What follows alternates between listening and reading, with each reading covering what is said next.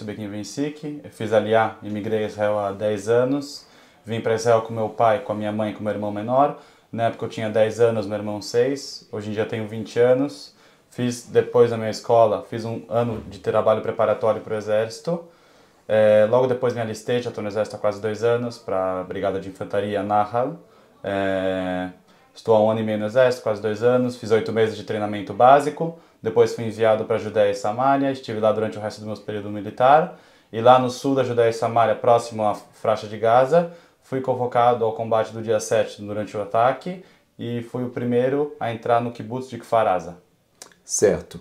Então, você no dia 7, você foi enviado como uma resposta das Forças de Defesa de Israel ao ataque terrorista do Hamas.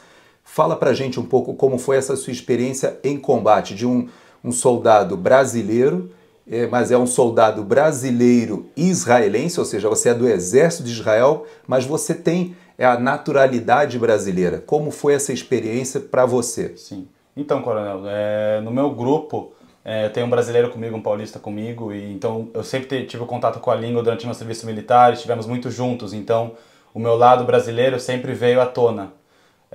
Então, durante aquele dia eu tinha feito uma ronda das 2 às 6 da manhã e direto dessa ronda já fui direto para lá.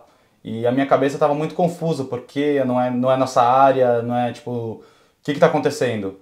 E lá durante a viagem eu vi com o telefone, as redes sociais já diziam que estava tendo um ataque muito grande, sirenes, mísseis disparados a todo o território israelense. Então já dava para ver que era uma guerra. Então, mesmo eu tendo 20 anos e minha pouca experiência de vida, meu lado militar eu já sabia que estava acontecendo uma coisa diferente, acima do que eu fui preparado por conta de envolver muitos civis. Então, me pegou de surpresa a questão dos civis, mas a crueldade dos terroristas e a forma de como eles entraram e como eles agiram não me surpreendeu. Você, quando foi enviado para o local, qual foi a sua missão que você recebeu inicial, para onde você se deslocou e qual foi a situação em que você de fato entrou em combate com o grupo terrorista naquele dia? Então, para começar, na rede social eu já conseguia ver conversas, grupos com amigos, já se ouvia dizer que estava tendo uma coisa muito grande. E nas estradas, já a caminho da cidade de Sderot, que é a maior cidade que a gente chama de Otefaza, que é as comunidades em volta da faixa de Gaza, enviaram nós para lá. E o meu ano preparatório foi em Sderot, então eu já tinha conhecimento da área e eu conseguia guiar meu grupo. E nossa primeira missão foi para Sderot e receber ordens, porque estava uma confusão muito grande. Então, logo que a gente chegou em Sderot, tiramos alguns corpos da rua, fizemos o que nós podíamos. E logo após isso, nos comunicaram que tinha uma coisa muito grande no kibbutz Re'im, que foi à tona, que é a festa. No momento a gente não sabia que era festa, a gente sabia que era uma coisa muito grande que estava acontecendo. Então nós fomos enviados à festa e lá deu para ver que já tinha muitas pessoas lá, então falaram, então vamos para uma comunidade chamada Kfar Aza. E durante a maior parte daquele dia 7, uma parte do dia 8, eu estive em Kfar Aza. E eu e meus 7 amigos e mais 4 pessoas que nos agrupamos lá, fomos as primeiras pessoas a entrar em um kibbutz dominado pelo Hamas. E na hora a gente não sabia quantos terroristas tinha, não tinha inteligência, a Força Aérea não estava apoiando a gente. Nós só sabíamos que tinham o controle do Hamas. E logo ao entrar já dava para ver a crueldade, já dava para ver corpos. Assim, o meu primeiro contato com o kibbutz foi uma van branca vindo em nossa direção, com uma pessoa com uma camiseta branca parecida com a minha, todo ensanguentado, gritando: atire nossos pneus, estamos sem freio, o carro estava totalmente baleado. Conseguimos, enfim, parar o carro. No que eu abri a porta do carro, muitos civis que foram massacrados, não tinha ninguém naquele carro de farda, todos civis, ninguém assim armado. Então, entramos a pé no kibbutz e durante a nossa luta lá no kibbutz eu vi atrocidades gigantescas. Você tinha noção, agora que já foi, você já passou pelo episódio, qual era a relação de forças? Quantos homens vocês tinham e contra quantos vocês estavam combatendo ali? Então, logo depois, quando foram passando os dias, me foi notificado que nós estávamos em 12 contra 130 terroristas. durante esse primeiro momento eram uns 12 contra 130. Claro que após alguma hora, meia hora, não tenho exatamente a noção do tempo, chegaram reforços. Mas, por exemplo, o primeiro tanque a entrar naquele kibbutz foi chegar só às 6 da tarde. E não por falta de vontade, porque as pessoas estavam lutando com os dentes e tinham soldados em férias que aqui você leva o fuzil para casa quando você está de férias. E muitos soldados de férias, você via eles andando na rua, o povo lutando. Em nenhum momento a gente se acolheu assim, a gente sempre lutou. Então, para mim não me importava que estava indo reforços ou não. Em nenhum momento a gente pede reforço, a gente vai para frente. Aqui a nossa ordem no nosso exército, Coronel, é quando a gente é atacado, é Kadima Leistair, não recuar e pedir reforços, vamos para cima, porque nós estamos em menores numéricos, assim como em 2000 anos de história do povo judeu. Então, essa foi a ordem que a gente recebeu, e durante a luta lá, houve uma ocasião que eu e meus amigos tivemos que nos separar, e eu acabei ficando sozinho e consegui voltar sozinho até a entrada do kibbutz, sem ser morto, e consegui retornar depois para dentro. Então... Eu estive em um dos kibbutz, que foi um kibbutz atacado pelos terroristas, e presenciei casas incendiadas, muito sangue. Várias histórias me foram contadas por uma senhora sobrevivente ao ataque. O que mais te impactou quando você entrou nessa situação de conflito dentro de uma área pacífica de moradores, muitos deles idosos, muitas crianças? O que você viu lá que você possa dizer que é até imoral alguém falar, ou infame alguém argumentar de que não se tratou de um ataque terrorista? Então, Coronel, assim que a gente entrou, conforme eu disse, a van, não tinha ninguém fardado naquela van que estava morto, todos civis. Esse foi o primeiro ato grotesco, fora os outros corpos que eu vi na cidade de Sderot e tudo. E... como você disse, do local pacífico, eu fiz um ano preparatório no exército bem naquela região, na cidade de Sderot. Então, na minha cabeça, eu tenho a imagem do povo pacífico, eu tenho a mensagem das crianças, eu tenho a mensagem de conhecer, de passear, eu conhecia tudo aquilo. Então, era um local que eu via como minha casa, entendeu? Então, é um sentimento muito difícil e, ao mesmo tempo, no momento você sente a vontade de proteger aquelas pessoas e que aquilo não se espalhe. E um exemplo mais leve foi quando a gente viu uma mochila rosa de criança, de uma mochila pequena, inclusive para uma criança pequena. Eu fui pegar aquela mochila e botar pro lado. E meu comandante falou, pera aí, não encosta nessa mochila, vamos ver o que é isso. Então, quando a gente abriu essa mochila, tinham explosivos lá justamente para alguém pegar e morrer. Era uma armadilha do Hamas.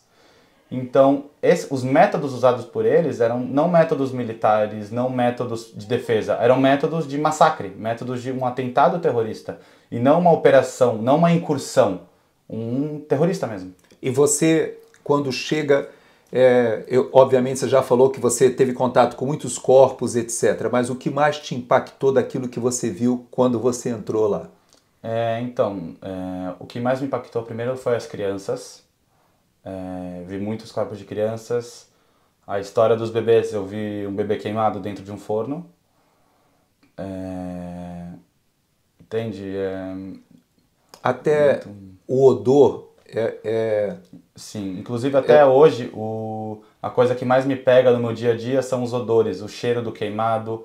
E eu acho que só pessoas que sentiram o cheiro de corpos e cheiro de um massacre e sabem o que é sentir um cheiro na rua e você sabe te lembrar, ou qualquer cheiro agudo, os odores, os sons, são coisas que pegam muito. E obviamente o seu grupo depois foi recebendo reforços. Eu reparei que eu conversando com as pessoas no kibbutz, eles não tinham como se defender, estavam desarmados, a grande maioria, e só receberam o reforço, ou vamos dizer, a chegada da tropa militar horas depois. Ou seja, quando você chegou lá, aquele kibbutz já estava tomado, com muitos mortos, e não sei se eles levaram reféns lá daquele kibbutz também. E hoje eu tive a oportunidade, inclusive, de conversar com a mãe de um dos reféns, que ainda está lá. Conversei com uma senhora que a sogra veio resgatada, de 80 e poucos anos. Então, esse era o contexto do que eu cheguei a observar agora com mais de 2 meses do conflito. Mas você esteve lá no dia 7. Você sentiu realmente que essa versão que muitas vezes as pessoas falam de uma ação militar, você percebeu alguma coisa que se assemelhasse a uma ação militar, que você pudesse dizer que havia um confronto ou uma operação legítima de um Estado ou de um grupo armado contra outro?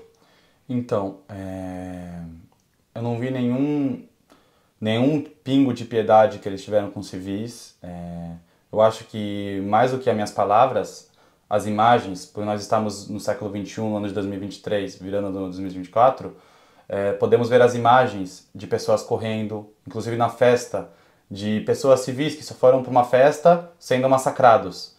E claro que houve ataque a bases militares e houve confronto fronte a fronte dos militares, mas o foco deles era trazer reféns, que são uma negociação, uma arma para eles, e matar o máximo de pessoas possíveis e fazer o máximo de estrago possível.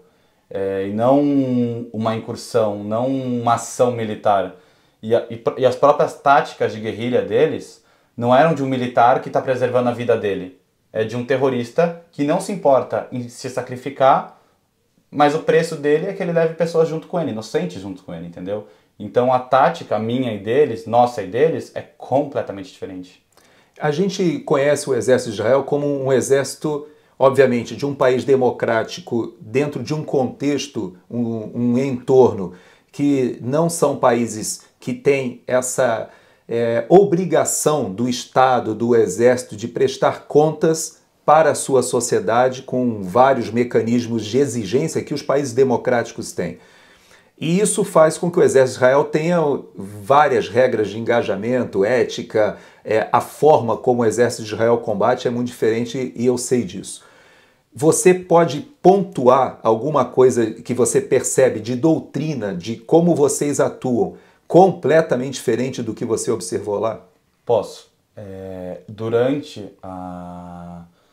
o período que eu estava lutando em Kfar-Aza, claro que eu tenho exemplos da outra parte do meu serviço militar na Judéia e na Samária, mas o exemplo daquele dia 7 de outubro, eu acho que o mais grotesco é eu ter visto as crianças, conforme eu disse, os corpos dos inocentes, e quando um terrorista, ao entrar nas casas, eles se rendiam, botavam a arma de lado, se ajoelhavam, muitas pessoas matariam eles.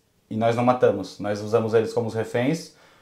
Eu posso dizer que até preservamos as vidas deles e foram levados para interrogatório.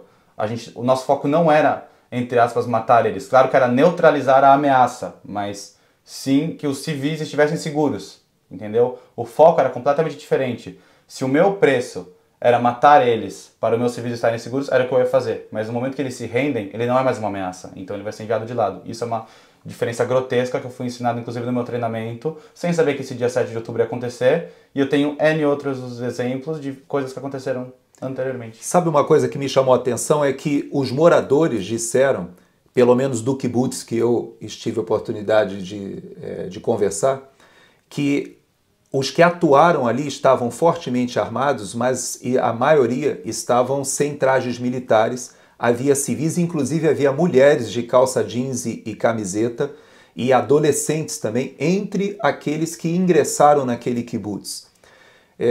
Alguns furtaram algumas coisas, levaram celulares, etc., mas o que deixou assim perplexos é que eles percebiam que era uma ação com uma grande presença, pelo menos, ou de civis ou de combatentes não regulares.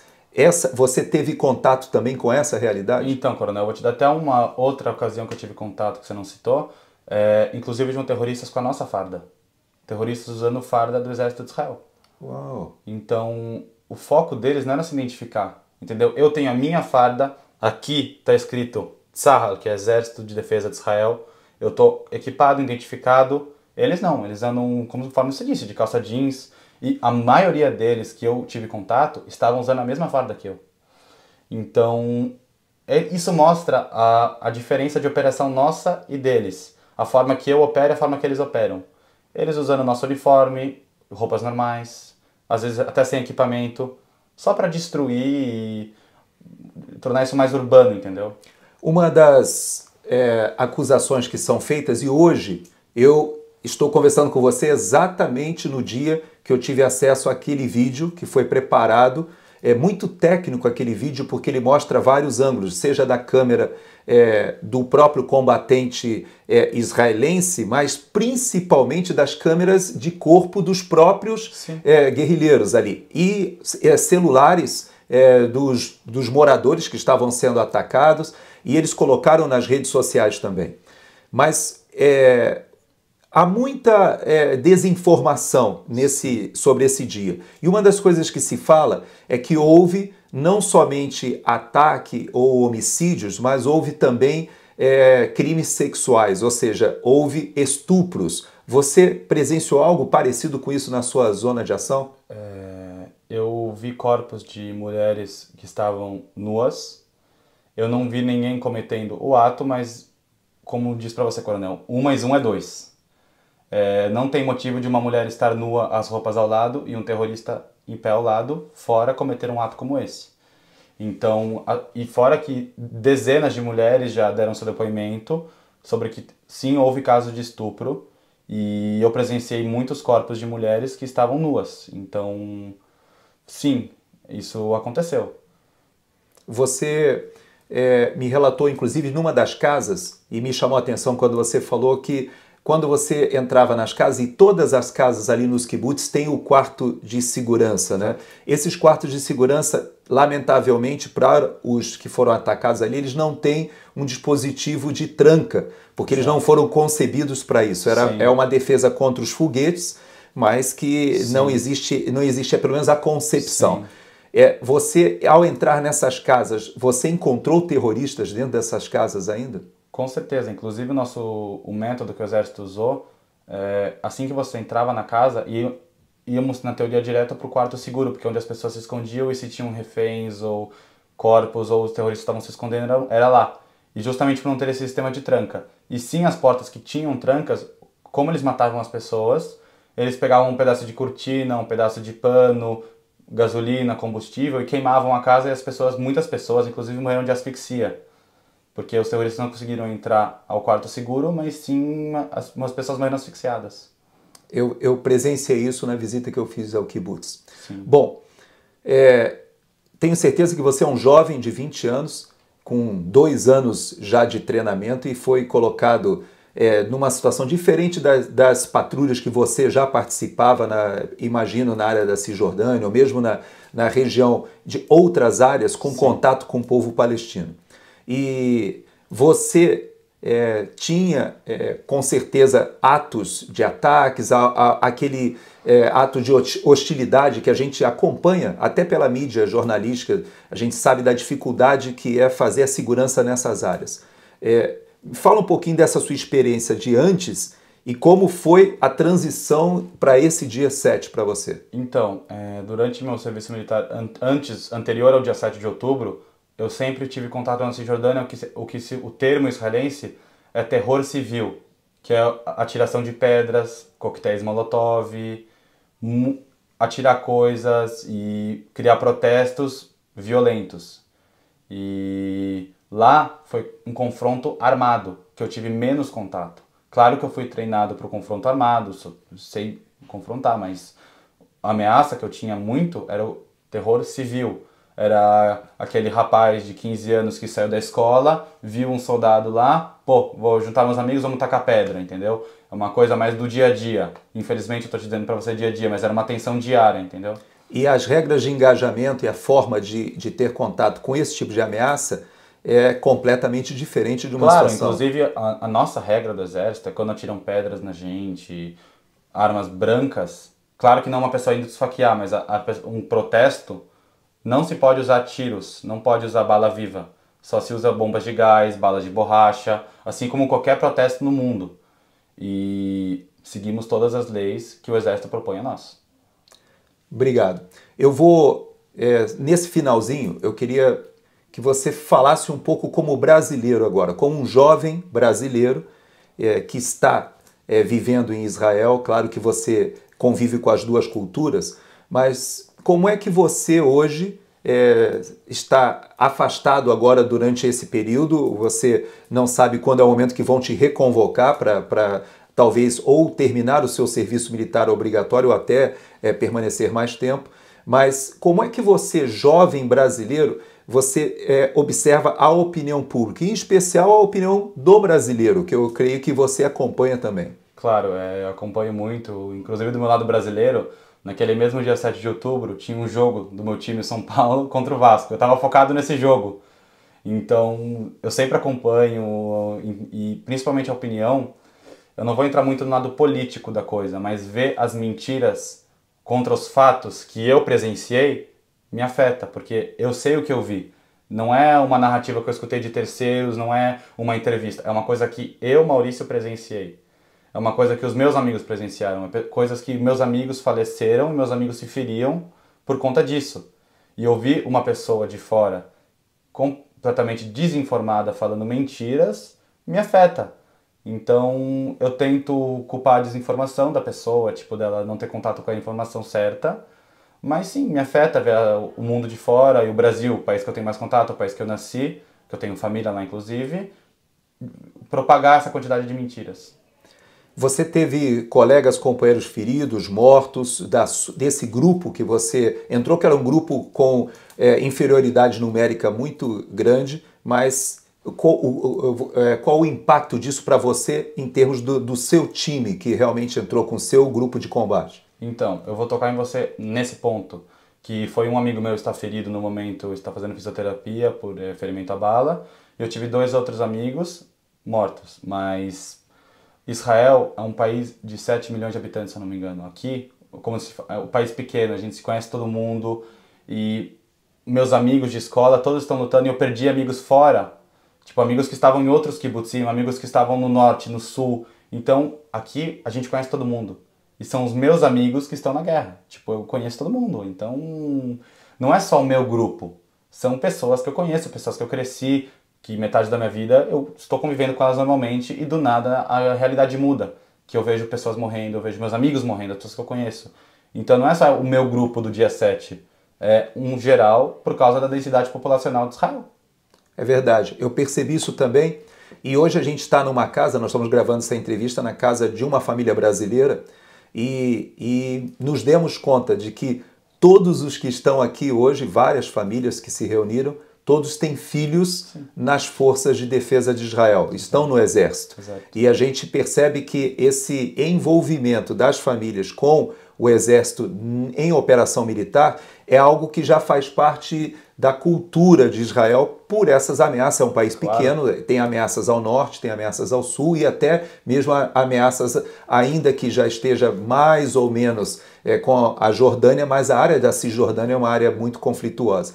Então, praticamente vocês vivem essa tensão e a gente percebe que as famílias brasileiras já se acostumaram a essa ideia de ter o filho nas forças militares. Exato. Você tem os seus pais, a preocupação dos seus pais e aparentemente você teve que amadurecer anos muito rapidamente nessa transição do serviço militar obrigatório para uma operação de combate. Exato. Eu quero te agradecer pela sua entrevista, te parabenizar pela forma, pela sua postura, e pedir que você deixe uma mensagem para os jovens em especial. Me dá a impressão de que você teve uma experiência que te faz refletir. Eu sei que já faz um afastamento de algum tempo desses dias, mas já é suficiente, como a gente fala no linguajar no Brasil, da ficha cair. Sim. E eu queria que você fizesse um fechamento falando um pouquinho dessa tua experiência com uma mensagem para a gente. Então, eu como jovem e uma pessoa com poucos anos de experiência de vida, o que eu tenho a dizer para os jovens, para as pessoas em geral, conforme eu falei, é procurar se informar.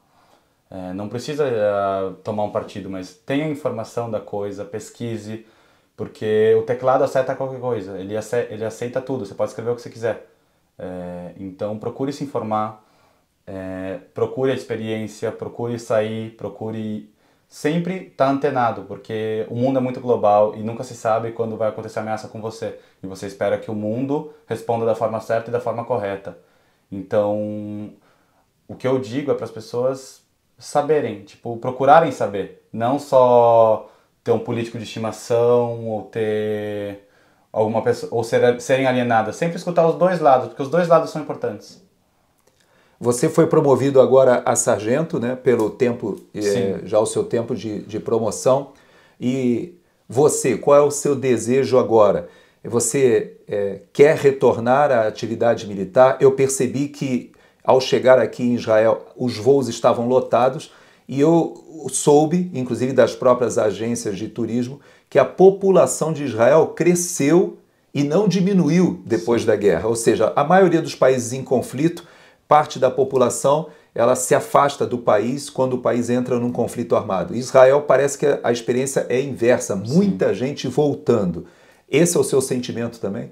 Esse é o que eu... Não é só o meu sentimento, é a minha vida. Porque os caras que lutaram comigo aquele dia, as pessoas que não lutaram, os meus amigos, os caras que estão em combate comigo são meus irmãos. E assim como não só uma pessoa de Israel, a pessoa de qualquer lugar do mundo vai defender a família dele, eu vou defender a minha família. E eu acho que isso é acima de tudo, porque no momento que eles atacam o povo, não só o povo judeu, o povo de Israel, todos os cidadãos israelenses, todos nós temos que se unir e neutralizar essa ameaça, porque nós temos que viver aqui em paz e temos o direito de viver aqui em paz. Então você deseja voltar à operação o mais rápido possível? Claro, o mais rápido possível. Foi uma das coisas que você me falou e me chamou a atenção, é que embora haja, obviamente, todo o trauma, né, pós-operação como esse, na sua mentalidade o seu desejo é voltar à operação o mais rápido possível. Sim, sim. Para mim é o meu lugar, é o que eu aprendi, é a minha profissão e por mais que hajam de dificuldades, elas em momentos de emergência devem entrar em segundo plano, porque meus amigos, minha família estão em primeiro plano sempre. Maurício, obrigado. Obrigado, coronel.